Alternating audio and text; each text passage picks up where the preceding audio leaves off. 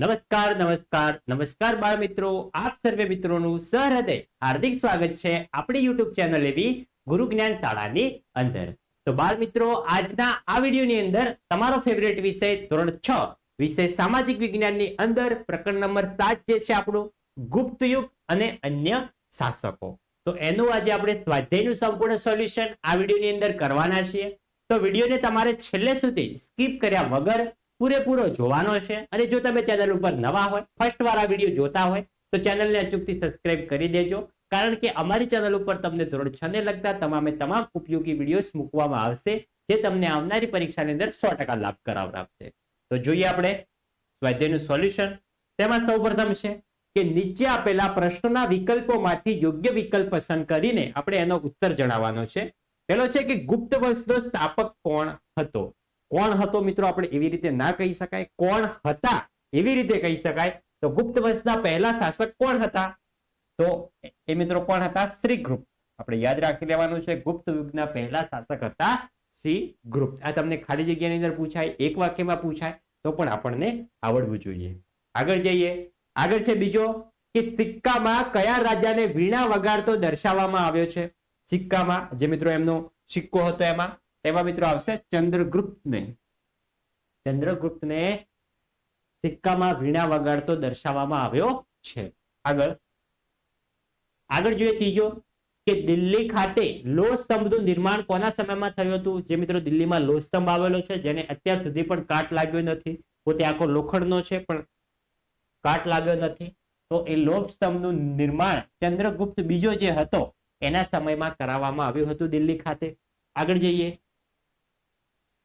આગળ છે ચોથો કે કુમારગુપ્તના સમયમાં કઈ વિદ્યાપીઠની સ્થાપના થઈ હતી? તો વિદ્યાર્થી મિત્રો, કુમારગુપ્તના સમયમાં નાલંદા વિદ્યાપીઠની સ્થાપના થઈ હતી. કઈ વિદ્યાપીઠ? નાલંદા વિદ્યાપીઠ. આપણે યાદ રાખી લેવાનું છે, પરીક્ષાની અંદર આ પ્રશ્નો ઘણી વખત પૂછાણો છે. આગળ જઈએ. આગળ છે બીજો કે ટૂંકમાં ઉત્તર આપવાના છે આપણે. એમાં પહેલો છે કે કયા સમ્રાટના સમયમાં ગુપ્ત યુગ સુવર્ણ યુગ તરીકે ઓળખાતો હતો? સુવર્ણ યુગ એટલે કે સોનાનો યુગ હતો. તો એમાં મિત્રો આવશે ગુપ્ત યુગ બીજાના સમયમાં ગુપ્ત યુગને સુવર્ણ યુગ તરીકે ઓળખાતો હતો. એટલે કે જે ગુપ્ત યુગ હતો એની અંદર સૌથી પરાક્રમી રાજા જો હોય તો એ મિત્રો કયો હતો? જોઈ શકો છો, ચંદ્રગુપ્ત બીજો. નેક્સ્ટ છે બીજો કે ગુપ્ત યુગનો છેલ્લો રાજા કોણ હતો? ગુપ્ત યુગનો પહેલો રાજા હતો શ્રીગુપ્ત અને છેલ્લો રાજા કોણ હતો? છેલ્લો રાજા હતો સ્કંદગુપ્ત. જોઈ શકો છો, છેલ્લો રાજા કોણ હતા? છેલ્લા રાજા હતા સ્કંદગુપ્ત. તો પહેલા રાજા કયા હતા? પહેલા રાજા પણ આપણે જોઈ ગયા. પહેલા રાજા હતા શ્રીગુપ્ત. પછી છે ત્રીજો કે હર્ષચરિતમ ના લેખક કોણ છે? હર્ષચરિતમ જે મિત્રો રચના કરવામાં આવી હતી એના લેખક કોણ છે? તો હર્ષચરિતમના લેખક હર્ષવર્ધનના મહાન કવિ બાણભટ્ટ છે. હર્ષવર્ધન કોણ હતા? હર્ષવર્ધન એક મિત્રો એક મહાન રાજા હતા આપણા ભારતના. એમના જે રાજ્યના જે રાજકવિ હતા કવિ બાણભટ્ટ, એમને રચના કરી હતી. આગળ જોઈએ. આગળ છે આપણે જોડકા જોડવાના છે. અ વિભાગની સામે બ વિભાગ જોડો. તેમાં છે મુખ્ય સેનાપતિ. મુખ્ય સેનાપતિ તેની અંદર મિત્રો શું આવશે? પહેલાની અંદર આવશે સી, તો મહાબલાધિકૃત. બીજો છે જિલ્લા. તો જિલ્લાની અંદર શું આવશે? ઓપ્શન નંબર એ વિષય. પછી છે કર. તો કરની અંદર શું આવશે?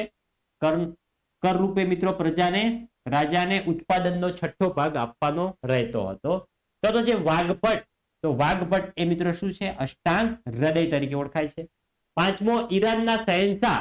ઈરાનના શહેનશાહ કોણ હતા? જે અત્યારે પણ ઈરાન દેશ છે એના શહેનશાહ કોણ હતા? તો આવશે ખુશરો. ખુશરો એ પોતે ઈરાનના શહેનશાહ હતા. તો વિદ્યાર્થી મિત્રો, આ હતું આપણું ધોરણ 6 વિષય SS એટલે કે સામાજિક વિજ્ઞાનનો ચેપ્ટર નંબર 7 જે છે આપણું એનું સ્વાધ્યાયનું સંપૂર્ણ સોલ્યુશન. તો વિદ્યાર્થી મિત્રો, વિડીયો તમને સારો લાગ્યો હોય, તમને ઉપયોગી રહ્યો હોય તો વિડીયોને અચૂકથી લાઈક કરીને તમારે જવાનું છે. અને જો તમે ચેનલ ઉપર નવા હોય, ફર્સ્ટ વાર આ વિડીયો જોતા હોય તો ચેનલને પણ સબસ્ક્રાઇબ કરીને જવાનું છે. કારણ કે આગળ આવનારી જે તમારી પરીક્ષા છે, વાર્ષિક પરીક્ષા, એની અંદર પણ અમારી ચેનલ તમને ખૂબ જ ફાયદાકારક રહેવાની છે. માટે અત્યારથી જ અમારી ચેનલ સાથે તમે જોડાયેલા રહેજો. તો મળીશું નેક્સ્ટ વિડીયો સાથે. ત્યાં સુધી આવજો. જય હિન્દ, જય ભારત.